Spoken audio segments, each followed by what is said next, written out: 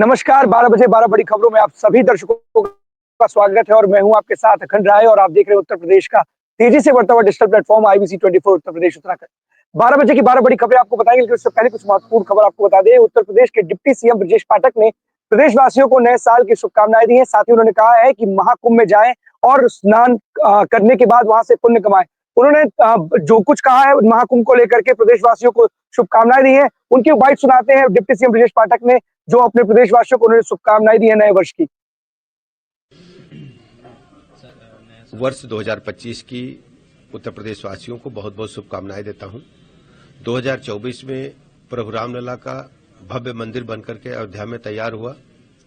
पूरे देश दुनिया ने सनातन की पताका को लहराते देखा। 2025 की प्रारंभ में महाकुंभ आपका इंतजार कर रहा है। मैं सनातन धर्म मानने वालों से कहता हूं कि वर्ष 2025 के प्रारंभ में महाकुंभ में जाकर के स्नान करें, पुण्य कमाएं। सारी व्यवस्थाएं सरकार की तरफ से की गई हैं। पुनः मैं नए वर्ष की बहुत बहुत शुभकामनाएं देता हूं। डिप्टी सीएम ब्रजेश पाठक को आपने सुना कि वो कह रहे थे कि 2024 में भव्य राम मंदिर बना और 2025 महाकुंभ आप लोगों के लिए तैयार है, पूरे प्रदेश के लिए तैयार है। प्रदेशवासी वहां जरूर जाए, स्नान करें और पुण्य कमाएं। आपको बता दें, सूबे के परिवहन मंत्री दया शंकर सिंह ने भी महाकुंभ को लेकर के बहुत कुछ बोला है। उन्होंने बोला कि तैयारियां युद्ध स्तर पर चल रही है। 1 वर्षों से तैयारियां चल रही थी। पिछले बार की तुलना में जो कुंभ की जो क्षेत्रफल था उसे 2 गुना कर दिया गया है। यही नहीं, 7,000 बसों की व्यवस्था की गई है परिवहन विभाग की तरफ से। आपको परिवहन मंत्री दया शंकर सिंह की बाइट सुनाते हैं, जिसमें इस सारी चीजों को बता रहे हैं। उसको लेकर के सरकार कैसी तैयारी की है और कितना भव्यता और दिव्यता के साथ कुंभ मनाएगा? देखिए, महाकुंभ को दिव्य बनाने के लिए माननीय हमारे प्रदेश के मुख्यमंत्री जी, माननीय मोदी जी के मार्गदर्शन में 1 बरस से उसकी तैयारी चल रही है और पिछली बार से दुगना वहाँ के क्षेत्रफल को बढ़ा दिया गया है। अस्थायी वहाँ पर सीवर सिस्टम, शौचालय और बहुत दिव्य, मैंने हर तरह की वहाँ लोगों को किसी तरह की असुविधा न हो, इसकी पूरी जो है ख्याल रखा गया है। 30 तो वहाँ पर प्लाटून ब्रिज बनाया गया है कि इस दोनों नदियों के आवागमन में कोई किसी तरह का व्यवधान न हो। एनआरआई वहाँ पर सिटी बनाई गई है, वहाँ पर टेंट सिटी बना है और हमारे सभी जो धर्मगुरु हैं उनके लिए पहले से ही आरक्षित जो है स्थान कर दिया गया है। उनके लिए सभी सुख सुविधाओं का ध्यान रखा गया है। एक दिव्य कुंभ होगा जो दुनिया का जो सबसे बड़ा आयोजन है और इसमें किसी तरह की कमी न रह जाए, इसकी सरकार पूरी कोशिश कर रही है। परिवहन विभाग कितना तैयार है, कुंभ को लेकर कैसे तैयारी? परिवहन विभाग माननीय मुख्यमंत्री जी के निर्देश पर 7,000 नई बसें हम लोग व्यवस्था किए हैं। ये अपने आप में बहुत बड़ी बात है और 7,000 एक साथ बसें लेना ये कभी आज तक हुआ नहीं है। उसका माननीय मुख्यमंत्री जी ने वॉल्वो बसों से लेकर के हमारे सीएनजी बसें, इलेक्ट्रिक बसें, सभी प्रकार की बसों को हम लोगों ने व्यवस्था किया है। 11 वहाँ अस्थायी हम लोग बस स्टैंड बनाए हैं कि हमारी बसें वहीं जाकर के खड़ी होंगी। वहां से मेला के नजदीक तक केवल हमारी इलेक्ट्रिक बसें और हमारी जो सीएनजी बसें हैं वो जाएगी। एक ग्रीन कुंभ होगा। तो आपने सुना था परिवहन मंत्री दया शंकर सिंह थे, कुछ सारी चीजें बता रहे थे कि किस तरीके से बसों को 7,000 बसों को लगाया गया है कि किसी भी प्रकार की असुविधा ना हो, प्रदेशवासियों को वहां पहुंचा जा सके और 11 अस्थायी स्टैंड बनाए गए हैं। तमाम ऐसी सुविधाओं को वहां पर ध्यान में रखते हुए प्रदेशवासियों के लिए वहां पर व्यवस्था की गई है। टेंट सिटी बनाई गई है कि किसी भी प्रकार की अव्यवस्था ना हो। तो महाकुंभ को लेकर के प्रदेश के डिप्टी सीएम और परिवहन मंत्री दया शंकर सिंह को आपने सुना। अब आपको बताते हैं कि नए साल की शुरुआत में यूपी पुलिस का माहौल क्या है। यूपी पुलिस ने पूरी तैयारी कर ली है नए साल में उन तमाम लोगों से निपटने की जो नए साल की इस संध्या पर हुड़दंग मचाते हैं, और ना सिर्फ हुड़दंग मचाते हैं बल्कि ड्रंक और ड्राइव करते हैं, मतलब शराब पी करके गाड़ी चलाते हैं। इन लोगों पर विशेष नजर रहेगी यूपी पुलिस की। पूरी पुलिस, यूपी की जो पुलिस है वो मुस्तैद है। अगर आप किसी भी तरीके से कोई गलत कार्य करने की सोच रहे हैं और अगर आप सोच रहे हैं कि आप पुलिस की नजरों से बच जाएंगे, तो ऐसा नहीं है। ड्रोन लगाए गए हैं, सीसीटीवी फुटेज लगाए गए हैं और पुलिस आपको हर जगह हर चौराहे पर नजर दिखाई देगी। इसी को लेकर के देर रात डीजीपी प्रशांत कुमार और ADG law and order Amitabh Yash ने कल पुलिस कमिश्नरेट कैंप कार्यालय में कल जायजा लिया और बैठक की, समीक्षा बैठक कानून व्यवस्था को लेकर की। तो तस्वीरें आपको दिखाते हैं और बाइट सुनाते हैं पुलिस आयुक्त और एसीपी की। हमारा ये वर्ष कल 31 दिसंबर को समाप्त हो रहा है और नया वर्ष का आगमन हो रहा है और इसी के दृष्टिगत जो हमारी तैयारी है जनपद लखनऊ के लिए, तमाम यहाँ की जनता के लिए, उसका जायज़ा लेने के लिए वो आए थे। प्लस पूरे साल भर के भीतर हमारे अपराध की क्या व्यवस्था रही है, क्या कानून व्यवस्था की स्थिति रही है और आगे इसमें क्या सुधार किया जा सकता है, इस पे उन्होंने चर्चा की और अपने स्तर से दिशा निर्देश दिए। क्या न्यू ईयर को लेकर के भी कुछ दिशा निर्देश दिए? हाँ जी, हाँ बिल्कुल, जो हमारे महत्वपूर्ण स्थल हैं विभिन्न जोन में, चाहे वो सेंट्रल जोन हो, चाहे ईस्टर्न जोन हो, चाहे सदर्न जोन हो, हमारे लुल्लू मॉल है, पलासियो का क्षेत्र है, हजरतगंज चौराहा है, बहुत सारे हॉट स्पॉट्स हैं यहाँ पे काफ़ी संख्या में लोगों का आवागमन होता रहता है। तो वहाँ पे भीड़ प्रबंधन के लिए क्या इंतजाम किए गए हैं, क्या सुरक्षा के इंतजाम किए गए हैं, ट्रैफिक के क्या इंतजाम किए हैं, इन सब पे उन्होंने चर्चा की और अपनी तरफ से दिशा निर्देश दिए।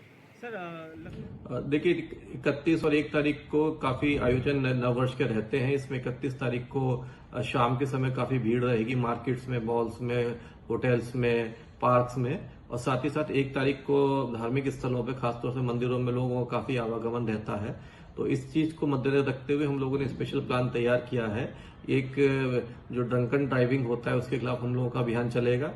महिलाओं की सुरक्षा के हेतु भी जो है हम लोगों ने प्लान बना लिया है, जिसमें ऐसे पॉइंट जहां महिलाओं का आवागमन रहेगा वहां सादा कपड़ों में पुलिस रहेगी, और जो मनचले टाइप के लड़के होते हैं उनके खिलाफ हम लोग कार्रवाई के लिए तैयार हैं। 1 तारीख को भी देखिए ये क्योंकि मंदिरों में काफी लोग जाएंगे तो उसमें भी कहीं स्टैम्पेड ना हो और इस तरह की लोगों को सुगमता से जो है दर्शन हो सके, इसकी भी हम लोग ने व्यवस्था की है। तो ये एसीपी थे और ये साफ-साफ बता रहे थे कि सबसे निपटने के लिए, मनचलों से निपटने के लिए, ड्रंक एंड ड्राइवर जो लोग गाड़ी नशे में चला रहे होते, उनसे निपटने के लिए यूपी पुलिस मुस्तैद है और सभी जो चेकिंग जो कहते हैं ना कि सभी नाकों पर चेकिंग अभियान चलाया जाएगा और पुलिस पूरी मुस्तैदी के साथ नए साल पर आपको नजर आएगी। अब चलते हैं अभी सब अपने सभी सहयोगियों के पास, एक-एक करके हमारे सभी सहयोगी स्क्रीन पे जुड़ेंगे और जानेंगे आज की उनके शहरों की बड़ी खबरें। सबसे पहले चलते हैं कानपुर, हमारे साथ अवनीश जुड़ चुके हैं। अवनीश, कानपुर से कौन सी बड़ी खबर है आज की?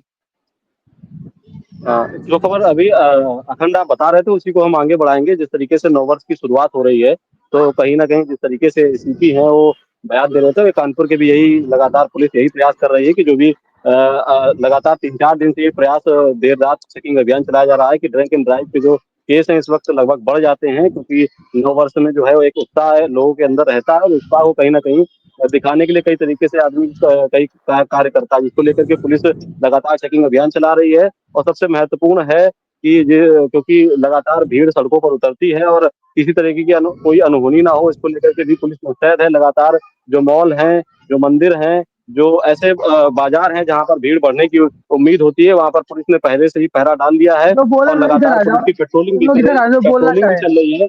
और पेट्रोलिंग के तौर पर साफ तौर पर पुलिस का ये भी कहना है कि अगर कोई व्यक्ति इस अराजकता करता हुआ नजर आएगा, कोई अराजक तत्व दिखाई पड़ेगा तो उसके ऊपर कड़ी से कड़ी कार्रवाई की जाएगी। कोई उसको उसके ऊपर कोई रियायत नहीं दी जाएगी, जो जिसको लेकर के पुलिस लगातार, क्योंकि कल से नववर्ष है तो उससे पहले ही पुलिस ने मुस्तैदी कर ली है कि किसी तरीके का कोई जो है माहौल जो है यहाँ कानपुर में न बिगड़े। अखंड अनिश, बिल्कुल सही कह रहे हैं आप कि डीजीपी ने गाइडलाइन जारी की है और गाइडलाइन में स्पष्ट कहा है कि किसी भी तरीके की कोई भी हुड़दंग को बर्दाश्त नहीं किया जाएगा।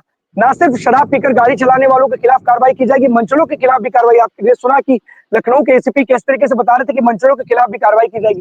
कानपुर पुलिस ने और क्या विशेष तैयारी कर रखी है, कुछ इस पर बताएं। देखिए कमिश्नरेट होने के चलते पुलिस यहाँ पर ज्यादा है, क्योंकि ये लगातार मैं बताता रहता हूँ कानपुर में पुलिस बल काफी मौजूद है। और उत्तर प्रदेश का एक ऐसा जिला भी कहा जाता है जहाँ पर बहुसंख्यक यहाँ पे मतलब बहुत लोग भी रहते हैं, तो जिसको लेकर के एक संख्या बल यहाँ पे ज्यादा है, तो पुलिस की ज्यादा कड़ी मशक्कत करनी भी पड़ती है, क्योंकि यहाँ पर एक विशेष समुदाय के लोगों का भी जो कहीं ना कहीं यहाँ पर एक बहुत बाहुल्य इलाका है और वो लोग इस ऐसे माहौल में लगातार जो है खुशियां जो है मनाने का प्रयास करते हैं। कोई ना कहीं ऐसे चीजें भी सामने आती हैं कि कहीं पे बवाल हो जाता है, कहीं लड़ाई हो जाती है, नशे की हालत में कहीं ना कहीं जो है बड़ा दंगा जो है प्रसाद हो सकता है। तो इसको लेकर के पुलिस लगातार सोशल मीडिया पे भी निगरानी कर रही है और जो है सबसे बड़ी बात है कि पूरी पैदल गश्त करके ये पुलिस साफ तौर पर ये बताने का प्रयास कर रही है कि किसी तरीके का कोई अगर हुड़दंग किया जाएगा तो उसको माफ नहीं किया जाएगा, उसके ऊपर कड़ी कार्रवाई की जाएगी। अखंड बिल्कुल अवनीश, आपने एक बहुत महत्वपूर्ण जानकारी दी कि सोशल मीडिया पर भी पैनी नजर बनाए हुए है पुलिस। यूपी पुलिस की नजर सोशल मीडिया पर है। अगर किसी तरीके का भड़काऊ पोस्ट और ऐसा कोई भी पोस्ट आप डालते हैं जिसकी वजह से कानून व्यवस्था में को खिलवाड़ या कुछ तरीके का नुकसान हो सकता है तो यूपी पुलिस कार्रवाई कर सकती है। ना सिर्फ शराब पी करके अगर गाड़ी चलाएंगे बल्कि तमाम गतिविधियों पर आपकी नजर रखेगी यूपी पुलिस। इसलिए नए साल का त्योहार और बड़ी शालीनता से मनाएं, किसी तरीके के उड़दंग में ना फंसे, क्योंकि यूपी पुलिस की नजरें आप सभी पर है। बहुत बहुत धन्यवाद आपका इस तमाम जानकारी के लिए। हमारे साथ ज्ञानेंद्र जुड़ चुके हैं प्रतापगढ़ से। प्रतापगढ़ में एक खबर आ रही है कि पुलिस और बदमाशों के बीच में मुठभेड़ हुई है। इस मुठभेड़ में एक अपराधी के पैरों पर गोली लगी है। तस्वीरें आपको दिखाते हैं बदमाशों और पुलिस के बीच में जो मुठभेड़ हुई है प्रतापगढ़ में।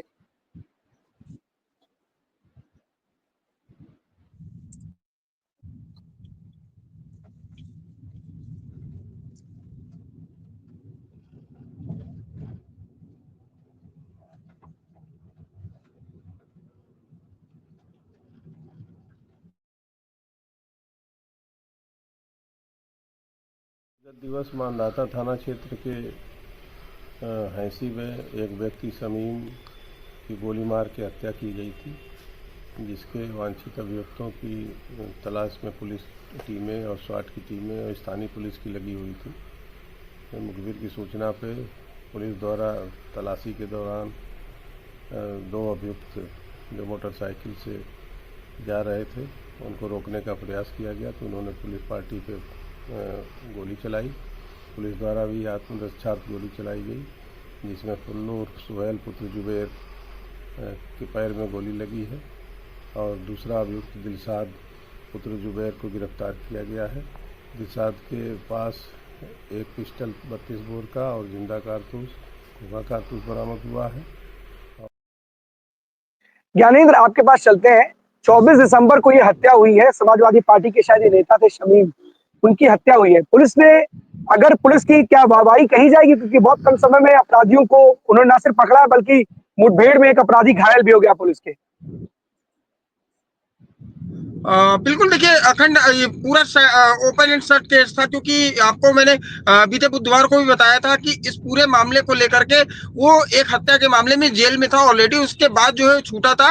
वो एक रंजिशन जो है हत्या की गई है। आपको बता दें कि कल देर रात की बीती देर रात की बात बताई जा रही है कि इसमें फुल्ले उर्फ सुहेल बताया जा रहा अपराधी, इसके पैर में गोली लगी है। बदमाशों के बीच मुठभेड़ हुई है, तकरीबन बताया जा रहा कई राउंड फायरिंग की गई है। फिलहाल मौके पे एडिशनल एसपी सीओ रानीगंज पहुंचे थे। लेकिन देखिए, ओपन शट एंड केस में अगर आप मुठभेड़ भी कर रहे हैं, अभी वही पुलिस नहीं लूट सकती अपनी, क्योंकि अभी दो मामले ऐसे इनके पास पेंडिंग पड़े हुए हैं प्रतापगढ़ में कि अभी तक इन लोगों ने उसका इनके पास क्लू तक नहीं है। जिस केस में इनके पास ओपन एंड शट केस है वो आप ओपन कर दे रहे हो।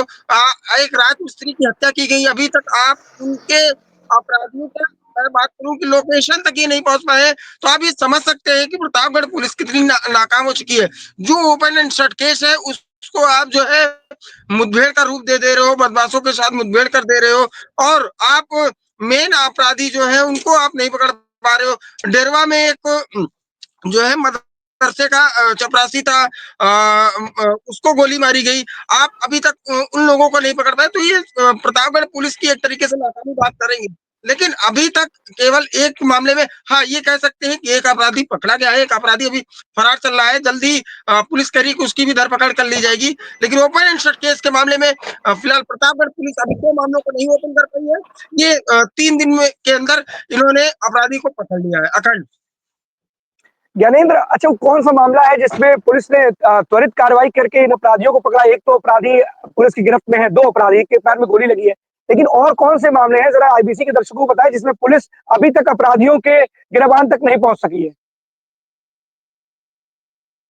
बिल्कुल, देखिए अखंड, मैं आपको ऐसे कई मामले बता सकता हूँ, मेरी उंगलियों पे गिने हुए हैं। अगर मैं प्रतापगढ़ के ऐसे कई मामले ओपन करने बैठ जाऊंगा तो शायद ये जो हमारे आधे घंटे का कार्यक्रम है वो छोटा पड़ जाएगा। ऐसे कई मामले पड़े हैं। अगर मैं अभी मेरे पास एक पिन टू पिन डायरी बन के रखी हुई है, कब कौन सी घटना हुई है, कौन सा खुलासा हो चुका है, कौन सा नहीं हुआ। देखिए, मैं क्राइम पे मैं 12 सालों से क्राइम पे काम कर रहा हूँ, और मेरे पास जब से मैं प्रतापगढ़ में कदम रखा था तब से मैं बात कर रहा हूँ, मेरे पास एक एक क्राइम की हिस्ट्री रखी है। अभी ऐसे अगर मैं सैकड़ों से दर्जनों से अधिक अभी तक मुकदमों का खुलासा नहीं हो पाया है।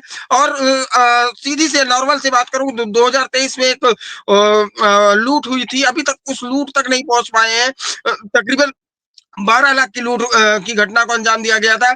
और एक सबसे बड़ी घटना आपको बता दें, आपको याद होगा कि प्रतापगढ़ के चौक में एक घटना घटित हुई थी, जिसमें कह सकते हैं पुलिस तो उसे टप्परबाजी करी थी, लेकिन सामने सीसीटीवी के सामने से ही आरोपियों ने जो है टप्पेबाजी कर ली। तकरीबन 23 लाख के आसपास की लूट की घटना को अंजाम दिया था।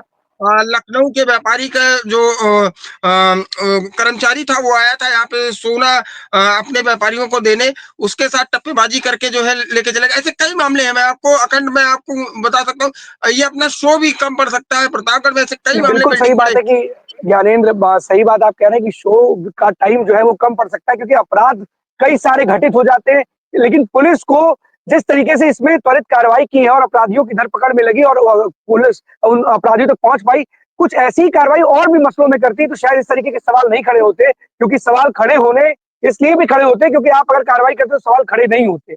हर जगह पे ये चीजें आती कि एक तरफ तो ये चीजें दिखती है कि आपने तुरंत अपराधियों को पकड़ लिया, लेकिन दूसरे मामले में अगर आपकी लापरवाही दिखती है, क्योंकि अभी तक अपराधियों को लेकर के आपके हाथ खाली है, तो सवाल खड़े होंगे। और ज्ञानेंद्र सही बोल रहे हैं कि इतने कम समय में इतनी चीजों का डिस्कशन नहीं हो पाएगा, लेकिन इतना जरूर है कि पुलिस के लिए वाहवाही का भी एक सबब है, और वाहवाही होगी तो दूसरी तरफ आपकी कहीं ना कहीं आपकी कार्रवाई पर सवाल खड़े होंगे। क्योंकि अगर एक तरीके के आप किसी मामले का पटाक्षेप करते हैं और दूसरी तरफ उस मामले को लेकर के आप नहीं समझ पाते और उसको लेकर के कोई खुलासे नहीं कर पाते, सवाल खड़े होंगे। बहुत बहुत धन्यवाद आपका इस तमाम जानकारी के लिए ज्ञानेंद्र। एसपी सिंह हमारे साथ जुड़ चुके हैं सुल्तानपुर से। एसपी सुल्तानपुर से कौन सी बड़ी खबर है आज की? सबसे पहले आईबीसी पूरी टीम और अपने दर्शकों को हम अग्रिम नववर्ष की हार्दिक शुभकामनाएं अखंड राय देते हैं। और खबर सुल्तानपुर और अमेठी दोनों जनपद की खबर है। पहली खबर सुल्तानपुर से है। ये आईबीसी का टीम जो है पिछले खबरों में फिर ये मुद्दा उठाई थी, और पहली ऐसी टीवी चैनल है जो ये खबर उठा रहा है। नगर पालिका का करोड़ों का बजट का बना हुआ ये दुकानें और माल जो बनाए गए हैं, ये जो है ऐसे पड़े हुए हैं। ये लगभग 40 दुकानें ये बनी हुई है नगर पालिका की तरफ से, और इनका आवंटन अभी तक नहीं हो पाया। पिछले लगभग 10 सालों से ये आवंटन के घेर में पड़ी हुई है, और कुछ लोग तो जिनका पैसा चला गया है, अभी तक ना पैसा रिटर्न हुआ है, ना पैसा उनको वापस किया गया है, ना उनको कॉलोनियां मतलब दुकानें आवंटित की गई है, ना मॉल आवंटित किया गया है। अब ये एक मॉल का बनाने की लागत 8 लाख रुपए और दुकानों की लगभग 4-4.5 लाख रुपए कीमत बताई जाती है। तो ये सबसे बड़ा सवाल ये आता है कि सरकार के खजाने से इतना बड़ा खजाना खर्च हो जाता है, और ना वो दुकानदारों के काम आता है, ना कोई मॉल या कोई रिसोर्ट खोलना चाहता है, कोई होटल खोलना चाहता है। तो अब ये ऐसे सवाल के घेरे में बना रहता है। ये महज 10 वर्षों में ही बनाया गया है। ये पूरी तरह से टूट चुका है, शटर भी टूट चुके हैं, दीवारें भी हर जगह चटक चुकी हैं, बीम भी टूट चुकी हैं। और यहीं से आप देखिए अखंड राय, बगल से ही बनारस और आपका लखनऊ 4 लाइन गुजरता है, महज मुश्किल से 50 मीटर की दूरी पर है। और इसके जो ये दुकान बनी हुई है, जो मॉल बना हुआ है, ये तो एकदम किनारे ही बना हुआ है। इतनी बड़ी जो है एसपी सिंह, एक चीज ये बताइए, खजाने पे एक चीज ये बताइए कि आखिर वजह क्या है कि इस तरीके से 10 साल पहले इसका पूरा निर्माण हो चुका है, लोगों को जो जरूरतमंद है, जो भी लोग चाहते कि इन दुकानों का आवंटन हो, तो कारण क्या, कहाँ पेच फंसा हुआ है कि आवंटित नहीं कर पा रहे? 10 सालों से दुकानें वीरान पड़ी हुई हैं, कारण क्या है? नगर पालिका के किसी अधिकारी से बात करने की आपने कोशिश की कि मसला आखिर क्या है, कहाँ पेच फंसा हुआ है कि आप आवंटित नहीं कर पा रहे इन दुकानों को? नगर पालिका कहती है कि माने कोर्ट में विचाराधीन है, कुछ लोग पैसा जमा किए, अपने पैसे की मांग कर रहे हैं।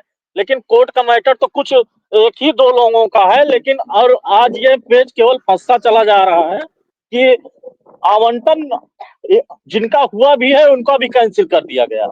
ये कोर्ट का विचार है कि कोर्ट क्या फैसला लाएगी, लेकिन जिनका आवंटन किया गया था उनका भी अभी तक पैसा रिटर्न नहीं किया गया। ये देखिए रोड से सटी हुई ये दुकान बनी हुई है, एकदम हाईवे से 4 लाइन से सटा हुआ है। इतना बड़ा एरिया अखंड राय, आप देखिए इतनी बड़ी एरिया में ये सीधा मॉल बनाए हुए हैं। 11 मॉल बनाए गए हैं। ये 11 मॉल इधर है, पीछे 40 दुकानें बनाई गई। बिल्कुल बहुत बड़ा सवाल है और इस तरीके की लापरवाही है। इस तरीके के मामले जब कोर्ट में चले जाते हैं तो कोर्ट का हाल सबको पता है अब कि ये कितना न्याय पाने में कितना समय लग जाता है और अगर इस तरीके से बिल्डिंग वीरान पड़ी रहेगी, किसी के काम नहीं आएगी और सरकारी खजाने से इस तरीके का इसको अब बनाने ये का देखिए इस्तेमाल किया गया और अब कोर्ट में पूरा का पूरा मामला है, तो क्या लोगों को ये दुकानें मिलेंगी? सवाल तो ये बड़ा ही है लेकिन सरकार के खजाने पर छोड़ दी है। एसपी सिंह, आप अधिकारियों से बात करने का प्रयास कीजिएगा और जानने का प्रयास कीजिएगा आखिर कब तक इस ये पूरे देखिए मामले का अभी निस्तारण हो सकेगा?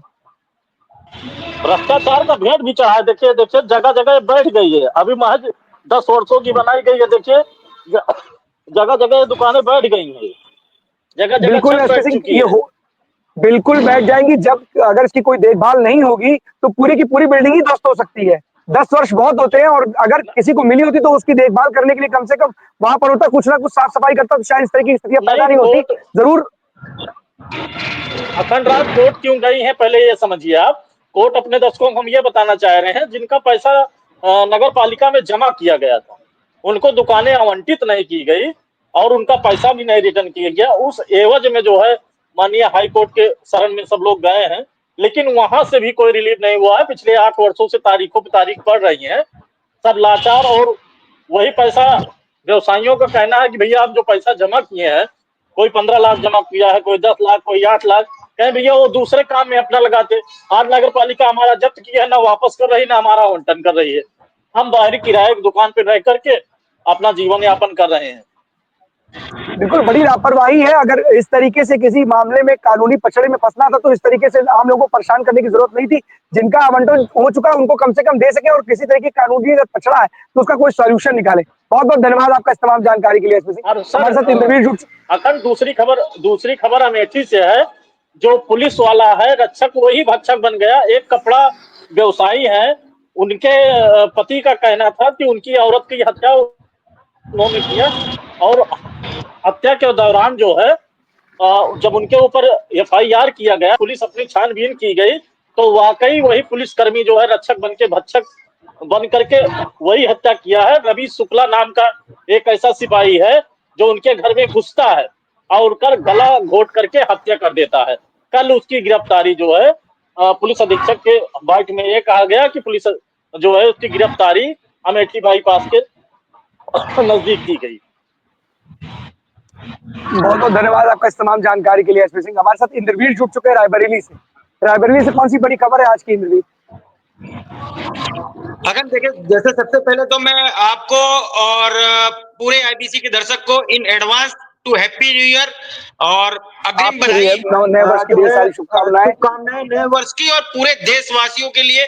और जिस प्रकार से महाकुंभ स्टार्ट हो रहा है नए साल पे, उसको लेकर के मैं कहना चाहूंगा कुंभ मैं भी और आईबीसी के माध्यम से हम लोग अपने जो श्रद्धालु हैं उनसे भी कहेंगे कि आराम से जाएं, सावधानी बरतें और ठंडियों का मौसम है, कोहरे का टाइम है, तो आप सुरक्षित ड्राइव करें। उस तरीके से आप आए और आप आकर के जो है कुंभ में श्रद्धा की डुबकी लगाएं और सबको बहुत बहुत बधाई। और इसके लिए जैसे आपने कहा अभी और हम लोगों ने Uttar Pradesh law and order के बाइट भी सुनी और दिखाई। आज जैसे 2025 जब आज 31 दिसंबर 2024 का एंड हो रहा है, 2024 जा रहा है और 2025 आज रात 12 बजे से चालू हो जाएगा। और अखंड उसको देखते हुए पूरे उत्तर प्रदेश में जो लॉ एंड ऑर्डर है इस बार, क्योंकि दूसरी बार योगी आदित्यनाथ जी मुख्यमंत्री बने हैं और इसको लेकर के लॉ एंड ऑर्डर बहुत हद तक सुधरा है, हम ऐसा कह सकते हैं। वो किसी भी मामले में रहा हो लॉ एंड ऑर्डर, तो लॉ एंड ऑर्डर को सशक्त करते हुए सूबे के मुख्यमंत्री और जो डीजीपी और आईजी जो है वो जो पुलिस महकमे में आला अधिकारी हैं, उन्होंने सख्त दिशा निर्देश जारी किया हुआ है। किसी भी जिले में पूरे उत्तर प्रदेश में किसी तरीके के जो मनचले होते हैं, जो ड्रिंक एंड ड्राइव करके रात को हुड़दंगई करते हैं, पार्टी करते हैं, उनके ऊपर ये चाबुक सख्त नजर आता हुआ दिख रहा है। और साथ ही साथ अगर बात करें अगर तो इस तरीके की लापरवाही टॉलरेंस जो जीरो टॉलरेंस की नीति है उसके तहत बर्दाश्त नहीं की जाएगी। आप पार्टी करने का और आपको जो है घूमने का रात में कोई भी मौका नहीं दिया जाएगा। अगर आप हुड़दंगई करते नजर आएंगे, उसमें रायबरेली एसपी डॉक्टर यशबीर सिंह ने क्या कहा है पहले वो सुन लीजिए आप, फिर उसके बाद हम चाहेंगे कि एक बार वो भी सख्त निर्देश देते नजर आ रहे हैं। और एकदम सख्त निर्देश उन्होंने दिया है कि आप देखिए, हर वर्ष की भांति ही इस बार भी पुलिस ड्यूटी रहेगी, मौजूद रहेगी, और जितने भी ऐसे स्थल हैं जैसे पार्क हो गए, पिक्चर हॉल्स हो गए, मॉल्स हो गए, साइबर सेंटर्स हो गए, रेस्टोरेंट्स हो गए, सभी पर पुलिस की ड्यूटी रहेगी। स्पेशली जो रात्रि का पहर 12 बजे का रहेगा, 12 बजे से लेके सुबह तक मजबूत ड्यूटी पुलिस की रहेगी। और सारे होटल्स, ढाबे और ऐसे स्थान जहाँ पर लोगों का जमावड़ा रहेगा, सारे स्थानों की पहले से ही हम लोगों ने चेकिंग की योजना बना ली है। और जो भी इस तरीके का उपद्रव करने वाले हैं या हुड़दंग मचाने वाले लोग हैं, जो पहले पिछले वर्ष में जिन्होंने मचाया था, उनका एफआईआर दर्ज जिनका है, उनका सबका डिटेल निकाल के हम लोग पुनः उसमें कार्रवाई करेंगे। और लगातार इसमें सतर्क दृष्टि रखी जा रही है, किसी भी प्रकार की कोई समस्या नए साल पे नहीं आएगी। होटल, ढाबे, रेलवे स्टेशन बंद करने, इसको लेकर किसने निगरानी रहेगी? देखिए, ड्यूटियां लगा दी गई हैं, स्टैटिक पिकेट्स भी उसमें लगा दी गई हैं, 112 की भी कार्य योजना बना दी गई है यूपी 112 की, ताकि जो मेन जो एरिया है, जो मार्केट प्लेसेस हैं, उनमें ज़्यादा से ज़्यादा पुलिस की मौजूदगी रहे और किसी प्रकार का कोई बाल बवाल ना हो। जी अखंड, जैसा आपने देखा कि डॉक्टर यशवीर सिंह ने भी कहा, एकदम सख्त निर्देश दिए हैं कि किसी तरीके की हुड़दंगी बर्दाश्त नहीं होगी। और जो पिछले बार जो 2-3 साल से नए साल पे ज्यादातर लोगों ने जो हिस्ट्री सीटर रहे, जो जेल से बाहर होते, जो पेरोल पे होते हैं, ऐसे लोग ज्यादा हुड़दंगी करते हैं, जो दारू का सेवन करते हैं और रात में निकल के हुड़दंगी करना और ये सब करना, वो सब बर्दाश्त नहीं किया जाएगा इस बार। और रायबरेली पुलिस एक दिन पहले 31 दिसंबर से ही दिन से ही आज उन्होंने अपना अभियान जारी कर दिया। और चौक चौराहे हो या बस अड्डा हो या होटल हो या ढाबे हो, वहां पे हर तरीके की मुस्तैदी पुलिस की देखी जा रही है। उसको देखते हुए बिल्कुल बर्दाश्त नहीं किया जाएगा। ये डॉक्टर यशवीर सिंह, एसपी रायबरेली ने अपने जो चारों क्षेत्राधिकारी हैं उनको दिशा निर्देश देते हुए सख्त कार्रवाई करने के आदेश दिए हैं। नए साल पे किसी तरीके की कोई फालतू की चीजें बर्दाश्त नहीं की जाएगी। जी अखंड, बिल्कुल सही आप कह रहे हैं इंद्रजीत कि जिस तरीके से जो सूबे के डीजीपी हैं उन्होंने स्पष्ट कर रखा है, गाइडलाइन जारी कर रखी है कि हुड़दंग बिल्कुल भी बर्दाश्त नहीं किया जाएगा और जो लोग भी ऐसा करेंगे उनके खिलाफ कठोर कार्रवाई की जाएगी। उसी को लेकर के रायबरेली के एसपी जो कह रहे थे कि जो पिछले साल भी एफआईआर हुई है, उनकी एफआईआर निकलवाई जा रही है और उनके खिलाफ भी कड़ी कार्रवाई की जाएगी अगर वो लोग इसमें संलिप्त पाए जाते हैं। बहुत बहुत धन्यवाद आपका इस तमाम जानकारी के लिए इंद्रवीर। हमारे साथ आदर्श जुड़ चुके हैं हरदोई से। आदर्श, कौन सी बड़ी खबर है आज की हरदोई से? अखंड जी, हरदोई जनपद से ये 13 किलोमीटर की दूरी पर है सुजौरा गांव, थाना सूसा के अंतर्गत आता है। यहाँ पर ये एक मंदिर है जो 200 साल पुराना है। ये जिसके बारे में खड़े हैं, ये कुआं है। इस कुएं, ये करीब 200 साल पुराना कुआं, यहाँ अपना पूर्वजों का मानना है कि ये कुआं जो है देवी जी ने अपने हाथों से बनाया था। जबकि ये यहाँ पूरे मकान जो है कुछ मिट्टी के बने, कुछ पक्के बने। यही यहाँ पर ये इस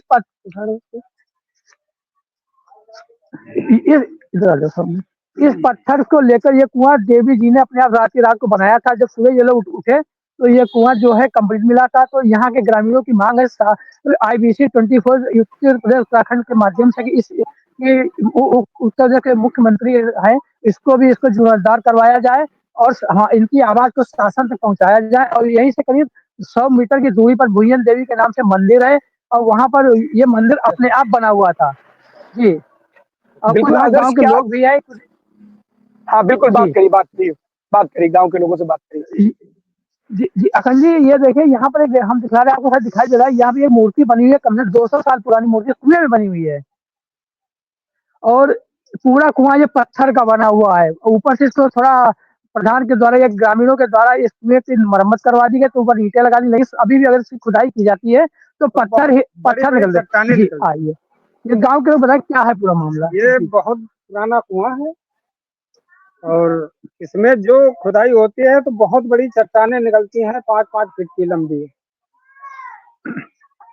और ये मंदिर जो ये क्या है पूरा मंदिर को लेकर? मंदिर भुइयां देवी के नाम से है और पहले चट्टानें ही थी केवल। अब थोड़ा बहुत विकास हुआ है और छोटी सी मंदिर बनाया गया है। अब आप लोग क्या चाहते हैं? और हम चाहते हैं कि यहाँ बढ़िया भव्य मंदिर बन जाए और यहाँ बाहर से बहुत दूर से लोग आते हैं भुइयां देवी नाम से सुनकर। और हर वर्ष कुंवार में भागवत कार्यक्रम हर साल होता है। जी जी। आदर्श, एक चीज, क्या इसको लेकर के कोई ज्ञापन दिया गया है या कोई मांग की गई है किसी के पास अपनी मांगों को लेकर के गए? क्योंकि हरदोई से तो बड़े बड़े मंत्री भी आते हैं, क्या उनके पास गए और इस बात को उन्होंने उठाया, इस मांग को उन्होंने मंत्रियों के सामने उठाया कि नहीं उठाया? या आपने इस कुएं को लेकर या मंदिर की भव्यता को बनाने को लेकर या किसी मंदिर को मतलब मंत्री से या प्रशासन का कोई ज्ञापन दिया है या मंत्री से बात की आप लोगों ने? नहीं, अभी तक नहीं की है, अच्छा, लेकिन जयप्रकाश जी। सांसद जी आए हुए थे और प्रभास कुमार जो विधायक वर्तमान हैं, वो भी यहाँ बुला चुके हैं, लेकिन अभी इस कार्यक्रम में किसी ने तो सहयोग करने की अब नहीं अपेक्षा की है। इनका कहना है कि अखंड जी यहाँ प्रभास कुमार जी, जयप्रकाश सांसद जी भी आ चुके हैं, लेकिन अभी इधर इन लोगों की कोई नजर नहीं गई है। और जो हमारे बाबा है दादा, बिल्कुल जी हाँ, क्या क्या मामला है पूरा? यहाँ बहुत पुराना कुआं है और ये बहुत हमारे बुजुर्गों के आगे से है। एक माता जी यहाँ है, वो रातों रात कुआं को बनाकर इस कुएं को तैयार किया और वहाँ जहाँ माता जी का मंदिर बना हुआ, हम लोगों ने एक झोपड़ी बनाई है माता जी के लिए। वहाँ पे बहुत सी चट्टानें, वहाँ चट्टान नहीं चुकती है, चाहे कितना भी खोद डालो चट्टान नहीं चुकती। हम लोग चाहते हैं कि यहाँ माता जी का एक मंदिर बढ़िया से बढ़िया बना दिया जाए और हमारे यहाँ पर बहुत दूर दूर के पुजारी आते हैं पूजा करने के लिए, तो यहाँ पर एक मंदिर बढ़िया से बढ़िया बनाया जाए और आपसे यही हमारी विनती है और हम लोग बहुत आपसे खुश होंगे और एक मंदिर बना दिया जाए, बहुत जरूरी यहाँ पर। आप आदर्श, लोगों से ये हमारी इतिहास विनती है इतिहास के कि पन्नों में हमारे दर्ज गांव होगा का और बहुत विकास हो जाए। पुराना मंदिर है। इसको लेकर के सरकार को कोई ना कोई पहल जरूर उठाएगी, लेकिन सबसे पहले अगर मंत्री अधिकारी जो इनके विधायक हैं, अगर वो चीजें लिख करके देंगे तो शायद इस पर कोई कार्रवाई हो सकेगी, क्योंकि देखिए एक प्रोसेस होता है, उस प्रोसेस में कहीं ना कहीं मंत्री का इन्वॉल्वमेंट होगा, वो विधायक का इन्वॉल्वमेंट होगा, तब जाकर के प्रोसेस आगे बढ़ेगा। तो आप जो भी लोग वहां मौजूद हैं वो अपने विधायक और अगर सांसद से हो सके तो एक लेटर लिखवाएं और लेटर लिखवाने के बाद उसको मुख्यमंत्री जी के पास जाए लेकर के, तो शायद इस पर कार्रवाई होगी, क्योंकि एक इतिहास, बहुत पुराना इतिहास है, एक मंदिर का इतिहास है और योगी सरकार मंदिरों के जीर्णोद्धार के लिए लगी हुई है। तमाम ऐसी योजनाएं, जैसे आपने भी पहले खबर दिखाई थी कि एक मंदिर के निर्माण के लिए, उसके जीर्णोद्धार के लिए योगी सरकार ने कुछ धनराशि आवंटित की थी। इसी तरह से इनको भी अगर वहां पे उनके विधायक और सांसद सहयोग करेंगे तो शायद ये मंदिर का निर्माण हो सकता है, लेकिन इसके लिए सबसे पहले इनको अपने सांसद और विधायक के पास जाना होगा। वो जब अपनी बात को ले जाकर के मुख्यमंत्री के सामने रखेंगे तो शायद ये पूरी की पूरी जो पुराना मंदिर है, जो पुरानी विरासत है, ये इतिहास है, ये यहाँ पर एक भव्य मंदिर बनकर तैयार हो जाएगा। बहुत बहुत धन्यवाद आपका आदर्श इस तमाम जानकारी के लिए। तो नए साल में देख रहे हैं कि लॉ एंड ऑर्डर को लेकर के यूपी पुलिस मुस्तैद है, किसी भी तरीके की अनहोनी ना हो, इसको लेकर के भी पूरी की तरीके से उन्होंने प्लानिंग कर रखी है। लेकिन सबसे बड़ी बात है कि अगर आप नए साल के मौके पर किसी भी तरीके का हुड़दंग करने का प्लान बना रहे हैं तो आप बिल्कुल गलत है, क्योंकि यूपी पुलिस की निगाहें आप पर हैं। आप ये मत सोचिएगा कि यार यूपी पुलिस की निगाहें नहीं है आप पर, यूपी पुलिस आप पर पैनी नजर बनाए हुए है। आपको पूरी सेफली नए साल को शांत तरीके से बनाना होगा और रात में अगर आप किसी तरीके से हुड़दंग करते हुए पाए जाते हैं तो आपके खिलाफ यूपी पुलिस बड़ी कार्रवाई कर सकती है। इसलिए आईबीसी आपसे गुजारिश करता है कि आप लोग नए साल के कहते हैं नए साल के आगोश में ऐसा ना खो जाइए कि ऐसा कोई काम ना करिए कि यूपी पुलिस और नए साल में आप हवालात पे नजर आए, जेल की सलाखों के पीछे नजर आए। तो 12 बजे की 12 बड़ी खबरों में आज के लिए बस इतना ही। कल हम आपके सामने फिर होंगे हाजिर, तब तक के लिए दीजिए हमें इजाजत। धन्यवाद।